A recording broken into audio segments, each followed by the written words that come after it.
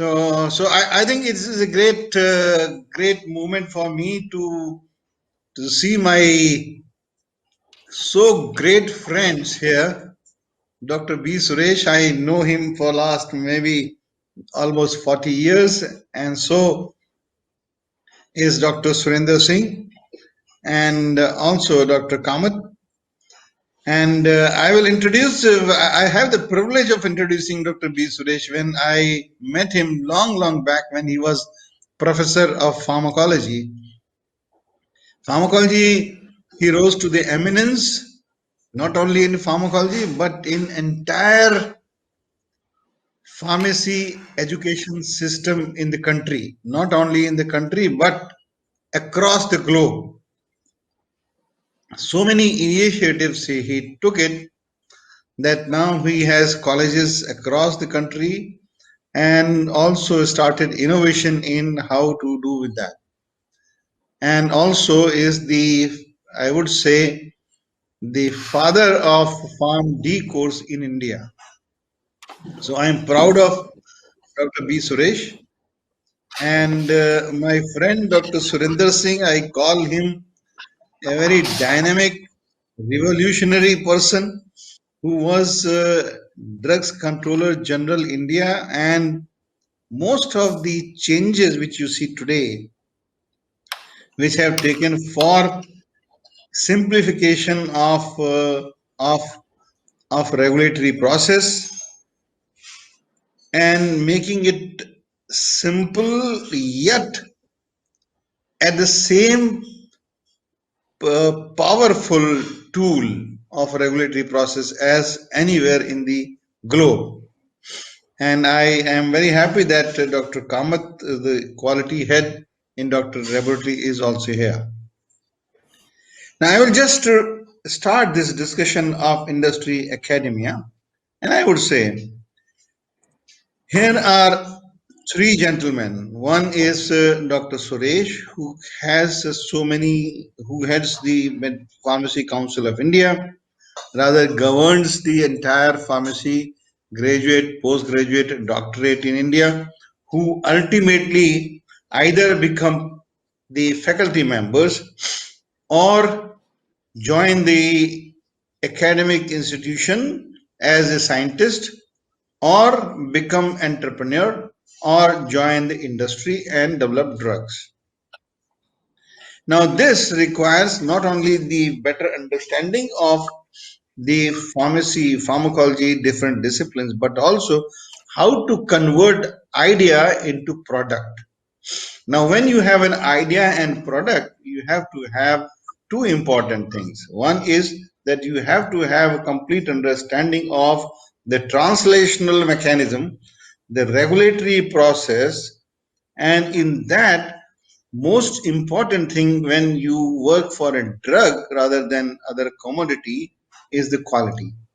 And therefore I would say that this panel, which has the human resource specialist and the drug regulator, and now also converted into a vice chancellor, that means who produces this, and of course the quality person. So welcome to this panel discussion. I would just raise a few points on which the discussion may revolve, and then I will ask one by one. Number one is, globally, if you say the most reputed university like Stanford, Oxford, or you talk of Cambridge, the majority of the idea they generate in the academic institutions. The graduate or postgraduate, they come out of them, and as a spin-off, they become the one of the most, or they become the most producing, most innovative industry. The drug development innovation takes place there. In India, incidentally, the academic institutions and the industry and the product, there is a disconnect. And we have been talking about this disconnect for last 30 years. Incidentally, there was a high power committee set up by Ministry of Pharmaceuticals to have more innovative products with industry, academia, and regulator interaction. And I happened to be chairing that session. And of course, that was the first time when Kiran Majumdar Shah, Pankaj Bhai Patel, Satish Reddy, and they joined together. And of course, the directors of the NIPER, couple of universities, Vice-Chancellor, they came and then they gave you point. So there is reasons for that. So I will not request you to go into the details of that, but I would say, what do you think, Dr. Suresh, and then Dr. Singh, and then Dr. Kamat? One, two, three, four, five, not more than five limiting factor which has restricted the conversion or which has restricted the so-called strong interaction between industry and academia to becoming an effective product. And then after this, you name them one, two, three, four, five. Then we will request you to elaborate on that, how we can bridge those gaps. So my first question is to Dr. B. Suresh. What do you think, sir, are the five important points why the industry academia have not been able to do what has been able to be what has been doing in Europe or US, though we have traveled a lot in last few years. Very leadership, good leadership under your university and of course by Dr. Surinder Singh. Over to Dr. B. Suresh. Thank you, Dr. Gupta. It's really a pleasure to connect with you on this platform. As you said, our journey goes back very long, more than 4 decades. And coming to the discussion here, I would like to say first and foremost, challenge before the industry academia interaction that has over the years waned. I use the word waned because at some point there was some interaction going on, but over the years, maybe in the last 2 decades, it's waned quite a bit. Is because number one is the large number of growth of institutions, mushrooming of institutions, as we quite often say. If you look in 2000, where just about maybe 200-300 institutions, it was easy to identify and work with industry and develop the type of interaction that was required, and it was going on. Now, today we had a meeting, and I'm amazed to tell you that there are 3,500 institutions offering pharmacy program, and there are another 2,000 court cases lying. They want to start new colleges, which we are prohibiting. So at this growth, automatically industry institution interaction becomes hit by the thing.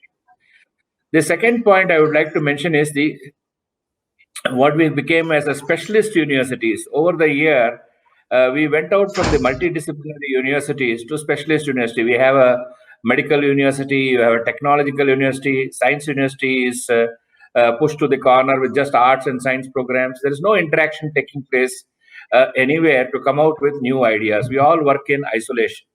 So these specialist universities also have affected to a great level. We don't interact anymore with other fields or other professionals in the field. The third most important factor, which I feel is the challenge, is the teacher quality. When the number of institutions were less, there were very eminent teachers who could understand industry expectations and try to bridge the gap and still attract the industry to come to them. Now, with 3,000 institutions, even if you take average 20 teachers per institution, we need 60,000 teachers. Teacher quality is the third point. Then fourth is, what are we contributing back to the industry? I mean, industry can offer us training, placement, and all that happen, but what are we contributing back to the industry? So we have not over the years developed products. Products means I'm not talking only in the form of a drug molecule or anything. Anything that may add value to the industry to come to an academic institution. It can be skilling or whatever it is there. Somewhere we have to add value to the industry, and that's where we are missing the gap. And the last point I can say is student quality also. See, earlier the student quality used to be like, okay, still people used to prefer medicine or engineering, but at the end they chose pharmacy, but still there were quite a few meritorious students who were coming in, and they had that passion and drive to succeed, and they could move forward, bring new ideas, new innovations into the process. But now, with large numbers, again, the student quality also is getting affected. I think these are the five major factors which I can put before you as challenging factors before us. Thank you very much, Dr. Suresh. And you have said just like a statesman, the crux of the problem. And I see Dr. Surinder Singh. Dr. Surinder Singh is a person wherever he has gone, he has absolutely turned down the upside down the chair, the table, and he completely reformed CDSEO, and then he went to Institute of Biologics, where he completely changed it, and now he is the Vice-Chancellor of JSS, where he is taking it to new heights. So Dr. Surinder Singh, to Thank make you, Vice Gupta sir. Yes, sir. Yes, so sir. to make the students of JSS, not only JSS but the entire country, pharmacy colleges, how will you meet the expectation what Dr. Suresh has said?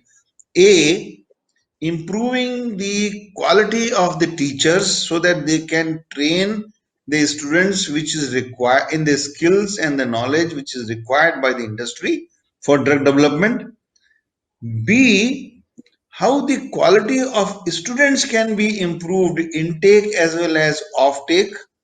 C, can we change the curriculum, syllabus, style of teaching, style of training so that right in the institution, these students get an in-house training so that when they go to industry, they already find industry find that yes, this person is employable, not that this person has a high degree or MSc or PhD.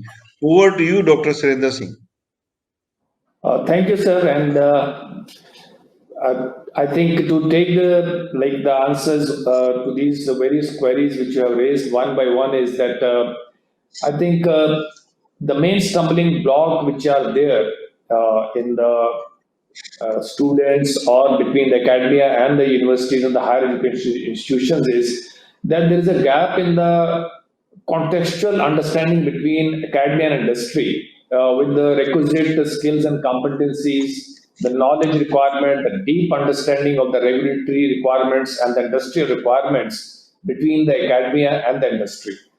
I think it's a high time that we have some of our courses in the pharmacy, if not all across the board, but some of them totally aligned with the courses which are market driven or which meet the industrial requirements as such and can result in a development of a highly skilled and trained manpower which is industry ready. Second is with regard to training this manpower, not only with the requisite skills also, but also equipping them with the requisite emotional quotient besides the intelligence quotient, because they would be they should be equipped with the knowledge and the skills. So they are basically are able to contribute to the industry in solving their issues and problems, and especially be a solution provider with regard to the operations such as such. And another thing which would be required for industry to support the academia is that they should join the academia in providing them or assisting them in having a state of art infrastructure, because academia will always have a constraints with the funds. So there could always be a joint in industry academic collaboration. And here I can give one example. And it's not that the industry doesn't want to give and contribute to it. I'll give one example, like in my own National Institute of Biologicals. I was getting students from all over the country, and especially with the government's permission, I took students who were from hill states. I said that we would take students who are basically from the neglected areas and unreachable areas like Bastar, Chhattisgarh, Northeast like Jharkhand, Jharkhand and Dibrugarh, and bring them to National Institute of Biologicals and train them, and all expenses will be borne by National Institute of Biologicals. Similarly, like industry can also adopt some of these institutions and take them on board and try to equip the students with the requisite knowledge and skills. Another thing which we proposed to the industry at that time is that we could provide you space and the requisite like support facilities with the manpower, but you donate us the equipment which you are phasing out like LCMSMS or GC, which are GC with the headspace, those high-end equipments which academia might find very difficult to purchase. Instead of just phasing them out and giving them away, why don't you give it to the academia? And also, we also appeal to the industry that why don't you do the AMC for these equipments? That space you own yourself, it is your equipment, you do a AMC for it, maintenance and calibration, everything, industry bears it, we bring the students, we bear their cost, we train them on these equipments, so that what happens is the win-win for both also. It is a sort of extended corporate social responsibility on part of the industry and the academia, they join hand, and our faculty will train them in the frontline state-of-art testing with regard to the various biologicals. I think this is one area where industry and academia, and especially I must appreciate that IPA has brought this platform and brought us together to deliberate upon this issue. And I think the lead could be coming from here because one of the biggest problem which industry and the academia they basically have is the trained and the skilled manpower and the manpower not knowing anything about GMPs, GLPs, quality assurance, quality by design. But this is all doable. It is what is required is that we join hand, and we have seen that now the change is coming about, and industry, even like equipments like NCMSMS, they are in a position to donate to the academia as such, which otherwise academia would have to spend a lot of money. Secondly, these equipments they phase out very shortly, like they have got a short lifespan. But industry has got deep pockets. And what academia does is it trains this our its own students on these platforms. The such projects are done on using these platforms, and the industry on its own hand can get trained research scholars, trained students who are industry ready, and they can be easily be taken up by the industry for their own placements as such. These, I think, are some of the areas which we can basically look into it. And this is what I can say is that industry was more than willing. And had I not moved from National Institute of Biologicals to JSS I think this laboratory in NIB would have come in collaboration with the biological industry, and they have been forthcoming. This is something I think a model which we can do, and this is something which I think will give access to the students to the high-end equipment which is there. And students also learn the regulatory requirements, that the equipments which are required by the industry, it has to be calibrated, there has to be an SOP. There is no concept of SOP in the academia. Academia is more research oriented. They may not put the test around, but in industry, there has to be a turnaround time. The test has to be done per SOP. SOP has not to be deviated. But in research, the mindset is very different. You can deviate SOP, you can try a new method, you can try a new reagent, but not in the industry. This connect, I think, is something which is missing.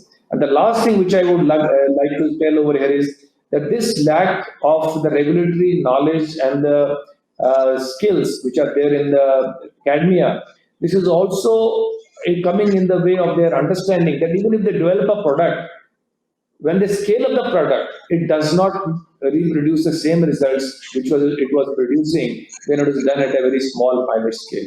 This is again one issue I think which industry and academia can join, and even the regulators can chip in, where we can teach the academia. And this is what I've seen in high-end institutions like Institute of Microbial Technology at Chandigarh, where they've got a high-end equipment. But when it comes to scaling up, there are always issues. Though there are success stories like streptokinase coming out of Intech Chandigarh. So thank you very much, sir. These are briefly the points which I wanted to raise from the industry point of view and also from the regulators' point of view with regard to it. Thank you. Thank you, Dr. Surinder Singh. I always call Dr. Surinder Singh is 3 in 1, a wonderful regulator, and an educationist as well as a great scientist. So I think, Dr. Surinder Singh, you have, by natural process, you have given the bat to next speaker, Dr. Kamat, and which I would like to say, Dr. Kamat, you see, today India is challenged with producing the quality of drug across for not only India but across the globe. And the testimony is that we have been able to successfully give all the vaccines to entire world, many parts of the world.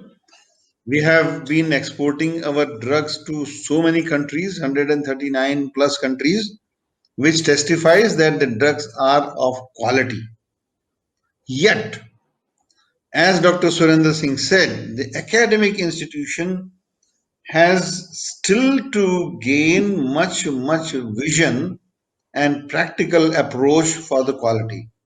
Like, when I interact with academic institution and I talk, whether it is a pharmacy or whether it is a biology, whether it is a zoology or whether it is a botany, any science students, they are not much aware of how to write an SOP, what is GCP stand for, what are the basic principle of GLP, what is the manufacturing process, what is the GMP, what is the good fertilizing process, what is the good driving process, and what is the calibration method, what is the validation, what is the LOQ, what is the LOC, and how to maintain an equipment, high end equipment. If it goes wrong, then how to do it correct, and then also writing the good quality manuscript, good communication,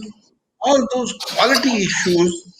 And our Prime Minister has been insisting again and again, the quality, quality, and quality that will make the India leader not only in education, in the drug industry as well. So, what do you think, as a custodian of the quality of an of an industry which believes in equality medicine, Dr. Kamat, how you will bridge this gap from a student to industry and from industry to the consumer, so that what Dr. Surinder Singh did once, a survey of largest survey of quality product in the drug, so that our people, when they take medicine, they have a confidence whether they are taking generic medicine or whether taking branded medicine, they are taking quality medicine. Over to Dr. Kamat. Thank you. I think I'll focus on the today's topic of academia rather than talking on quality, academia industry interaction, and how do we improve it. So, as Dr. Suresh mentioned, we are working together through this IPA to form a collaboration to train the teachers, the pharmacy teachers, and also we are working on the improvement of curriculum. Although we didn't don't find too much of improvement is required in the curriculum. What is more important is the way that the subjects are taught. I'm a pharmacist. I have gone through the course of B Pharm and M Pharm, and many of those concepts became clearer to me when I joined industry, because the way the pharmacy course is taught is only theory is taught. Students don't get even any kind of hands-on experience with the equipment. Dr. Singh also mentioned about it. We are talking about high-end instruments. Forget about LCMS, DCMS. They don't even see simple spectrophotometer and HPLC. Okay, so the first thing, what if we want to really improve, we need to have manufacturing pilot manufacturing facility associated with every pharmacy college. It should be made mandatory instead of increasing the number of institutions like Dr. Suresh was mentioning. What is important is to improve the quality of institutions. Every medical college has to have a hospital associated, so the pilot plant will be there, should have basic manufacturing equipment with all GMPs maintained. So students will not only learn the theory, They will also be able to practice it in the institution. They will also understand the good manufacturing practices and the controls what they need to follow in the pilot plant. And also in pilot plant should have analytical laboratories so they can actually conduct the experiments which are relevant to the industry today. And of course, we are I always think that's we have been doing like say as I mentioned, we are working with through IPA, we are working with PCI to both improve the curriculum as well as to improve the knowledge levels of teachers. Another issue what we really need to do is bring the good teachers. Now how, if you want to attract good people in the teaching, the teachers salaries have to go up significantly and they should be at a par with industry. Otherwise the higher better talent will move towards industry. There will be some exceptions who have passion for teaching so will go into teaching, but largely unless this salaries come in par with industry, you will not be able to attract the right talent.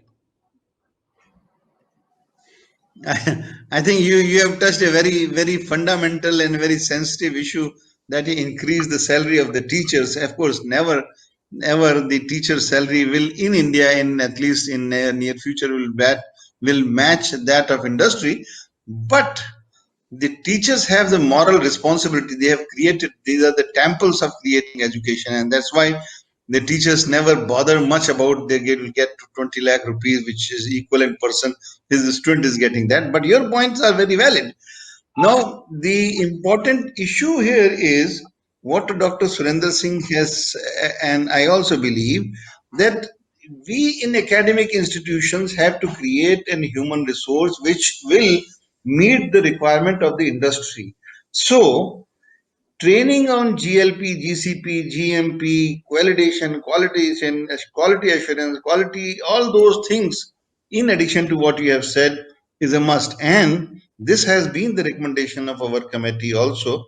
And this is now being done in all pharmacy colleges, all colleges of science, as part of Department of Science and Technology and Department of Biotechnology program.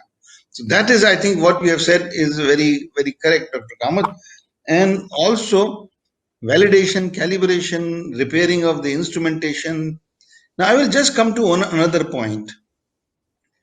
Industry is supposed to work for profit, though also for charity maybe sometimes.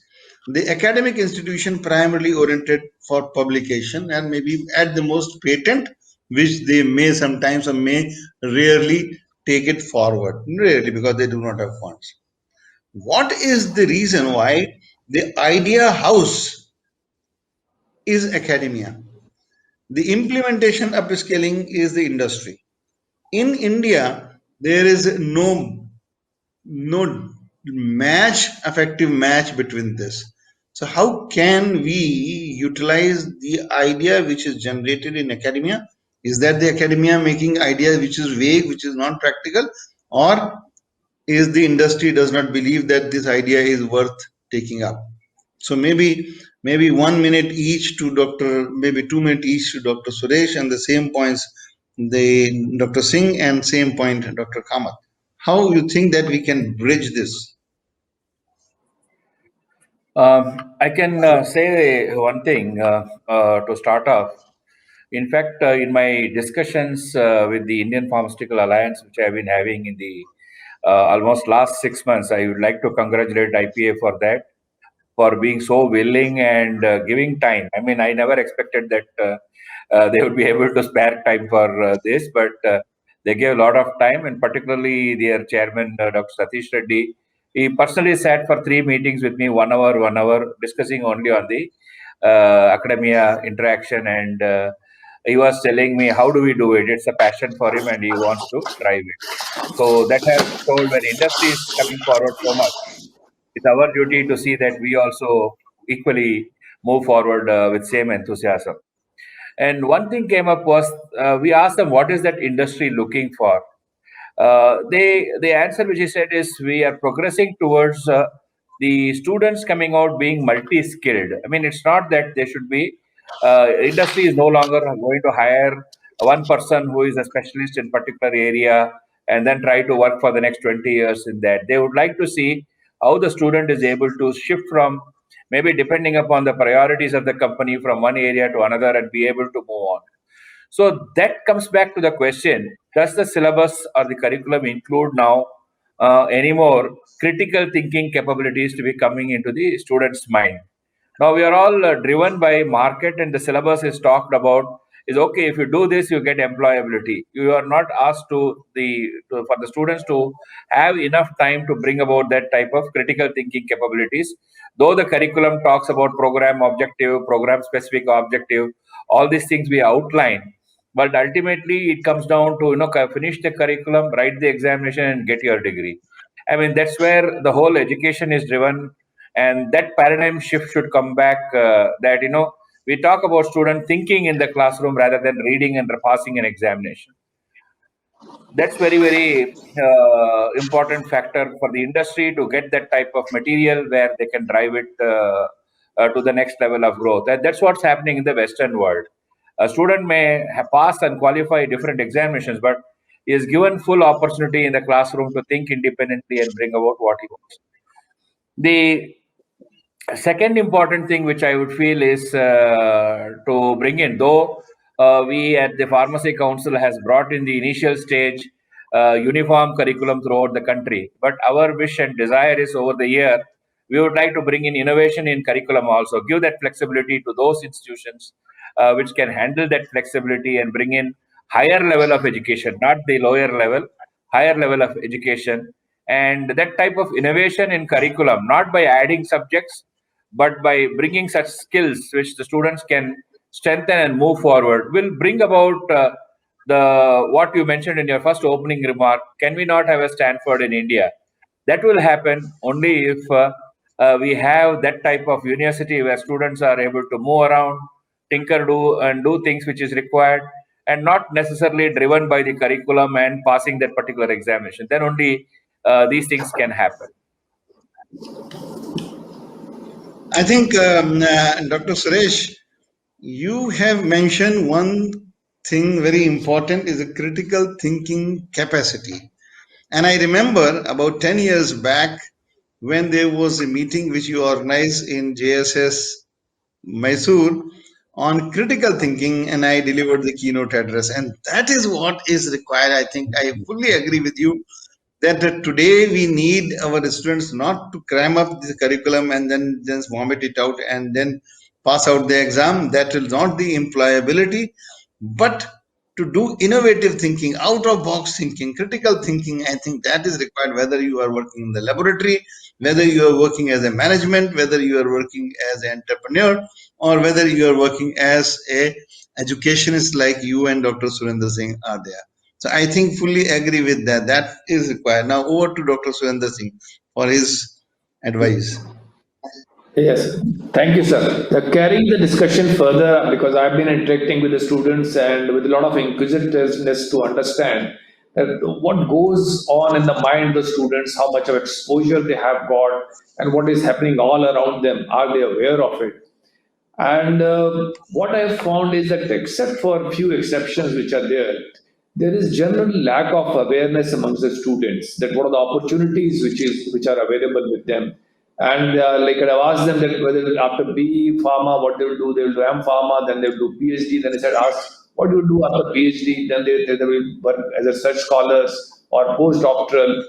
But the opportunities which are available, and the idea that they should equip themselves with the high-end, cutting-edge skills which would place them at a higher pedestal in life, whether it is in academia or it is in industry, I think that connect is somewhere missing. That needs to be I think driven home over there. And usually the focus is very narrow, to take a degree, to publish in a journal, and that's the end of it, and then look for a job. Like I've been been interviewing all these pharma graduates who come for the interviews, even for post of drug inspectors. I was surprised that they are given very paltry salaries by the industry, pharma industry. And one of the reasons which I asked the industry was that these students are not employable. They don't have any skills. So it is we who are basically trying to train them. We are spending our own time, energy, giving them our own facilities to train them. That's why they are being paid so less. I think this is one area which needs to be, I think, bridged. And earlier we bridge it, better it is for us. And I think these are the platforms which have been provided by IPA, where industry, academia, we come together, we discuss that. Like we don't say that we started across the board.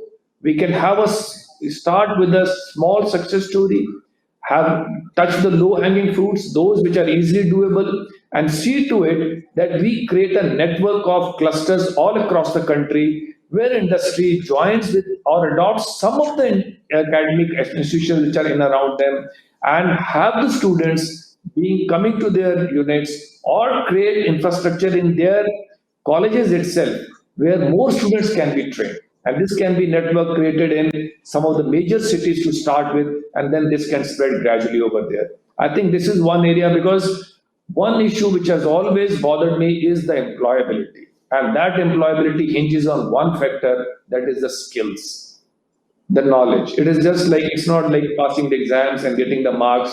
I think it should not end over there. And what I've generally seen is that there are two traditional core focus areas for the students and in any academic institutions. Academic institutions are basically teaching centric and research centric. What I personally feel is that now this needs to add a third mission mode into it. That is that this research needs to be translated into the product development. It should result in the end result of something which can be for the betterment of the society, rather than just with the limited narrow scope of just bringing out a publication, whatever impact factor or H index it might be having, but it doesn't serve the society. And so much of millions and billions of rupees are being spent upon the education system. I think this is third point, which besides teaching and research, which needs to be driven home, that this research has to be translational. This research should result in something very tangible which benefits the society. And here I think the academia, the IPC, and I think all of us in the industry also who are associated with it, and the regulators, they need to come together and do a hand holding for the students. It's not going to happen overnight. I think it is I think duty, we are duty bound to do a hand holding for the students. And I think they, once we do it, there'll be a lot of changes which we'll be seeing over here. Because why I'm saying this thing, I'm saying it from my own experience, because I have experienced it with the students I adopted from the hill states. They are the students who have never even boarded a train. Like Bastar students, when they came, they boarded the train for the first time in life. And when they came to Delhi, most of them were the girls. And they said that we are amazed that this institute is full of girls and they are heading the departments. That gives us inspiration that we can also reach to this point in this life. This small thing, forget about research or teaching, this small gesture that we can also reach this position. And the first thing which I did was I had a director of one of the ICMR institutes over there. And he said that these students, like once they pass out, those who top in their exams, I will take them and enroll them for PhD doctoring and give them like a scholarship from my side also and see to it. And I recommended these two students over there. Though it's a small change, but what happens is this itself, if it becomes bigger, I think this is something which needs to be duplicated over here. And already, this is already happening in some of the institutes across the country also. This is, I think, will be my, point of view, how we can bring academia, industry, and even the high-end institutions together also, where we can really help the students in this regard. Thank you. Thank you, Dr. Surinder Singh. And that reminds me just a very recent anecdote, which I was delivering a convocation address just 3 days back in Manipur, in a regional medical institute, Manipur. And then the director, after my speech, Dr. Santa Singh, said that when he saw the first time about 50 or 40 years back, when he went to Pondicherry for his MBBS, about 35 years or something like that, he first time saw the train.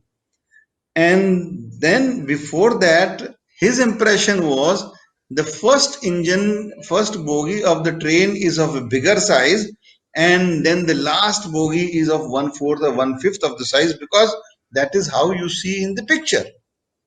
Because you see the first page and first bogie and the last bogie. And then he realized oh no, all the bogies, all the dibbas are of the same size. So that is the, I think, message which you are very rightly giving. People have not got opportunity many times, many places, and it is the responsibility of us teachers to bring them at the common platform so that they are potential. And that's why he said that all the Manipur have given the best of the medals for the country. They have been given that opportunity, and that is the responsibility of the teachers like you, me, and all of us to bring them to this. And also, I would say what you have said, and I many times I say that how the people evolve in childhood, the IQ is the most important intelligence quotient. The parents, they feel very high if my IQ is 120 or 200 and like that, but then it is a diligence quotient, how much effort you can put it. And after that, when you go into the professional college, it is the emotional quotient, how much you can bear the stress, a stressful situation, how you deal with uncomfortable situation. And finally, when you go to the profession, when you go to the leadership quality, it is perhaps the attitude quotient. What is your attitude to life? And that is why transformation from IQ to DQ to EQ to AQ, that makes a person suitable for industry. And I always say that if you are doing a research, my first question, if you're submitting a project, so what? So what? And if you don't have an answer, don't do research. And if you have an answer to this, then next question you must answer is what next? And that is what you are saying is the translational ability. I fully agree with you. And Dr. Kamat, now your wisdom.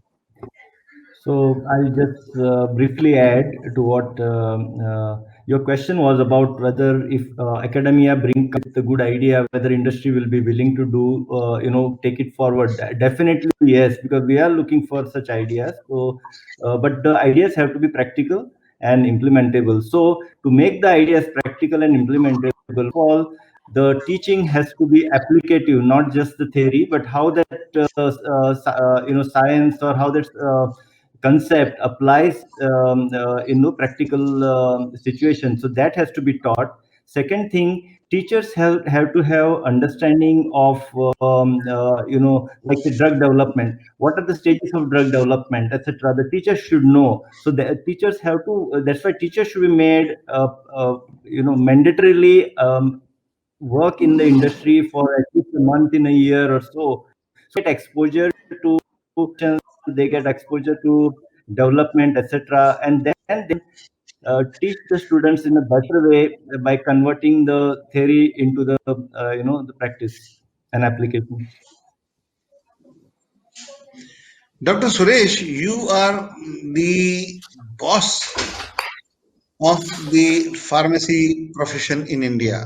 You are the path giver. Now, tell me one thing. We have been thinking that the examiner of M.Pharma, PhD, an academic institution, as conventionally they are from one college to other college. Why not you make it mandatory, or can you make it mandatory that at least out of the two examiners, one comes from the industry? And there is a chair in all institutions where we can ask a request force to the in larger industry that they should, as Dr. Kamada said, they should have some incubation centers in pharmacy colleges, not only big but also small. So that, and thirdly, can there be, maybe Dr. Singh can answer that, we should select at least 50% of the topics for our postgraduate M Pharma or PhD, which are in consultation with the guide or with the relevance from the industry, so that they work together right from the beginning, and therefore there is a more harmonization. Over to Dr. Suresh. Thank you, Dr. Gupta. I think that's a wonderful concept. In fact, again, we are working on that thing, at least at the M-Pharma level. not only for examination, we are looking at whether 40% of the teaching can come from the industry. That one Very good. nearby industry can engage into the teaching purposes for the student at the master's level. Only thing is, we say that one teacher can be associated with one institution because it should not become a professional lecturing tour for the some of the industries where they would like to go on doing it. We do not want that to happen. It will not achieve the goal which is required. That is there, and we are also again discussing the concept. I've been talking with the IPA and IDMAs. Can they, instead of the project work which they do at the college, can they do the project work in the industry, or it can be even an industrial training itself the second year? They need not even look at a project. Let them learn to work in the industry for the second year and submit a report on what they have learned. Let us say if they have worked on quality systems, they submit a report. What did they learn? How did they learn? And that evaluation also will be done by the industry peer and by the academic peer and jointly submit. So these processes are in pipeline, and that will bring the industry academy collaboration more closer, and inviting industry to set up incubation centers and such type of innovations in the academic settings are always welcome. But they would also look at the enthusiasm and commitment from the point of teachers getting involved in that. And that brings back to the same issue. If you have teachers who are paid very less salaries, and they are there hardly for a year and then they move away, you cannot look at sustainability of such type of big investments coming from industry. So they would like to see stable institutions, and then they would like to partner and move forward. Just as a spin-off from what Dr. Singh mentioned about uh, the when he discussed about that when you go to the industry, you get what you deserve. And same thing, Dr. Kamat also mentioned that when students come with very poor knowledge, so obviously they get very less paid, and it's more like a support system being giving them. I think somewhere again we have to bring this thing. You should not be you get what you deserve is not the issue. What we have to look at is industry also should put forward, this is our minimum standard, this is the pay. Unless you don't fulfill this minimum standard, we are not going to let you in. So that will force the institutions to think that if I don't get to that level, my students will not get job. So then invariably they will try to pull up their positioning. Now they are looking at, chalo job to mil jata hai, chalo 5,000 or 8,000, he will go and improve and learn there. So that attitude is coming into the thing. Like same thing, if I go to the West, I am paid by what work I can do, and it is very clear that this post will carry this position, and you have to have the knowledge and skills for doing it. No question of anything lesser than that. I think this culture little bit has to come in, little bit more firm from the industry side. I think even the academics would go up to that level. This is my some thought. I thought I should tell off from the other. Very, very, very well said. The more the skill you have, I think that usually if the person has an unique skill, he usually gets his due, maybe late. But your point of Dr. Kamath and you are very well taken. I think the people have to get respectable thing for what they know about. Dr. Surinder Singh, your opinion on this? Thank you, sir. I think your suggestions that when we are designing the academic curriculum and the courses, it will be like, I think it's a good and out of box thinking that we should have even industry participation in it, so that our courses which are there, which are being designed, they are more aligned, besides meeting the statutory requirements and equipping the students with the basic knowledge and the skills which are required, but they also are aligned with the industries and regulatory requirements, so that their employability goes up. And it doesn't stop here itself. I would say it should go still further. It should also be in alignment with the dynamics of the national, the global market forces and the commerce also. Because this has to be, the students have to be given a wider exposure with regard to this, that they should have the basic knowledge of the subject, They should also have the industry exposure with regard to the regulatory requirements, especially when I'm talking of the students of the pharma sector, and this will also be applicable to the students of biotechnology also, because they have also got a lot of scope to get into the biosimilar industry of this. And besides that, the issue of understanding the dynamics of the global market forces also and the international commerce, how our products, because India is now is the pharmacy of the world. So there will be a lot of opportunities for the pharmacy graduates that just limiting themselves to the pharma industry, the whole world is there like arena for them. And this also includes the arena of the market and the commerce also. So I think this is very well taken, sir. And also I would like to add over here is that we also need to somehow address this. I think it's a mindset which has to be addressed at the student level itself.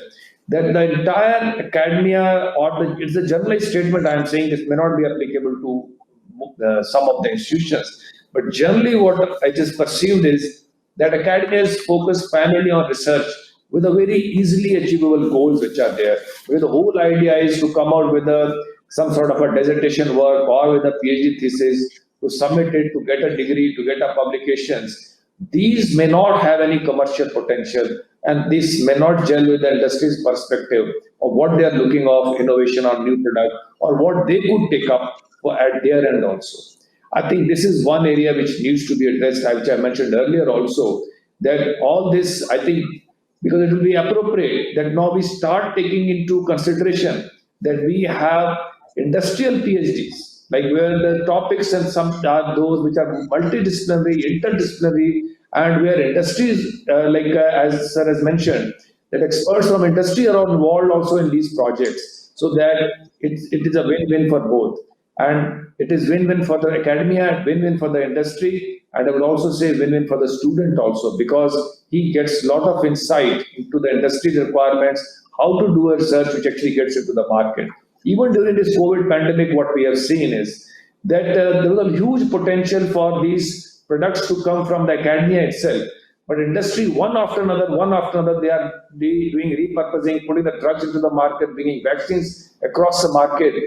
I think this is something which we should learn from like Oxford Institute or other institutions across the world, which like they came up with a concept and come out with the products which can be taken up with the industry. I think this is a gap which we need to plug with the passage of time. Though there are success stories, there is National Institute of Virology Pune, which gives trains to the many of the industry over here, and we got a lot of vaccines coming out with the strains and the technology which is being given by NAV. But these are isolated. Or Central Research Institute Kasoli and there are other institutions, but not it is not happening the way it should be happening when we claim ourselves that we are a pharmacy of the world, and we should be the one who, besides being the leaders in the production, we should also be now the leaders in the research and especially innovations. And in this, I think industry and academia will need to come together, and our entire curriculum now, or substantial part of it, needs to be aligned to the industry requirement. So this is what I would like to add from my side. Thank you. Very, very well said, Dr. Singh, that today is the need of changing or tweaking our curriculum so that a multidisciplinary people right from the beginning are created. And I will just give you a story or maybe example of that. We started about 6 years back the collaboration. In fact, when I was dean, we started this collaboration between AIIMS and IIT Delhi, AIIMS and Kharagpur, and people jointly with the biomedical engineering. And you can see the students of MBBS, students of engineering, and then MD, and then the faculty of both institutions started working on so many equipments right from the beginning, understanding. Otherwise, engineers were doing research in isolation, and the doctors were never understood what is the nano, what is the chips, and what is the other biomedical instrumentation sensitivity required. And that is what I think what we are referring to is to be done right from the beginning. So I think that type of a cross fertilization is very important, and also the regulator continuously engaged with them as a facilitator. So knowing that इसको हमें ले जाना है तो आगे हमें कैसे ले जाना है. So I fully endorse for viewpoint, and this is what the country is looking towards now. Dr. Kamat, your viewpoint, sir. So, one thing, I just wanted to add to what Dr. Suresh said, that industry for other alternatives, and industry has already started doing, and many companies are now recruiting 12th pass, and then they run them to their own courses. So, and then we find that they gain better knowledge than the higher graduates. So I think it is high time that pharmacy college institutions have to really pull themselves up so that they meet the industry requirements. Second thing, I would also like, we talked about setting up equipment, etc., and it is very expensive to do so. So one of the things what we can definitely look towards is use of digital technology. See that today digital twins are available, and or if they are not available, we can work with the industry and the OEM, original equipment manufacturer, to design the digital twins, and these digital twins can be used to teach the practical, aspects in the colleges. And that cost, if it is done by industry or by jointly by and it's one time cost. Once it is done, then multiple institutions can get benefited with this. Thank you very much. And And I will just ask the organizers how much time we have. Can we go for one more round, or we just need to wind it up? I see the I think we time allotted is, sorry? I think we already crossed the time. Okay, But so what I would like now I think wonderful discussion we had, and we had with us all the three stalwarts.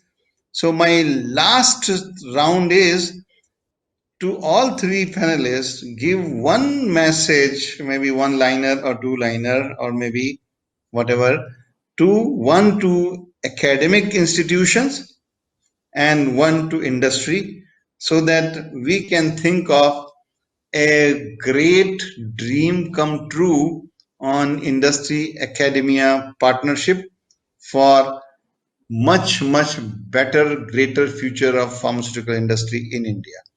Starting with Dr. Suresh and the same order. It's all other questions were easy. This is very difficult to tell in one line something. Um, well, to my academic colleagues, I would like to say it's time for us to pull up our socks and understand and move with the industry expectations. It's very simple. We have to move with the industry expectations. And for industry, is my message is like, unless you are not going to invest in your future, you are going to continue to face the challenges which you are facing at the industry, because the manpower coming to you is from the academics. So you have to invest in them to avoid the challenges which you are facing at the industry, whether it is knowledge, whether it is regulatory, whatever it is, because the material that is coming to you is not able to carry forward. So you have to invest. So meet the expectations of the industry, to my colleagues, and to the industry is invest in the future, invest in your own future. Thank you, Dr. Singh.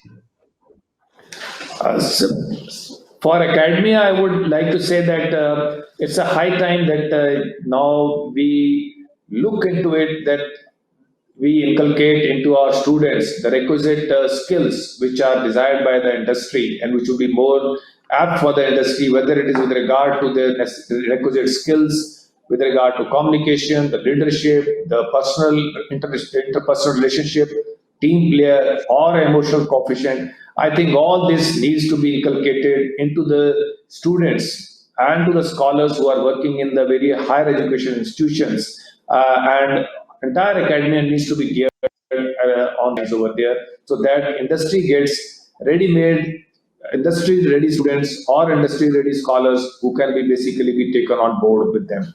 And as far as the industry is concerned, I think under the corporate social responsibility, they can extend a helping hand to the students by giving access to this to their facilities also. If it's not an actual visit, even a virtual visit can be organized to the facilities, so that students get an idea that how a GMP facility actually looks like, how a filling area looks like, what are the requirements which are there, what are the various types of classifications which are there, class 100,000, class 100, class 1,000 areas, what are those? Once they actually see by using digital technology itself, if not the actual visit to the facility, this is one area. Secondly is, as I mentioned earlier, they can give access to the students in the various pharmacy colleges by tying up with them, setting up the incubators, and donate the equipment which is going to be phased out by them, and not only give the equipment to them, also see that they do an AMC for them. So then what happens, these equipment are in an operational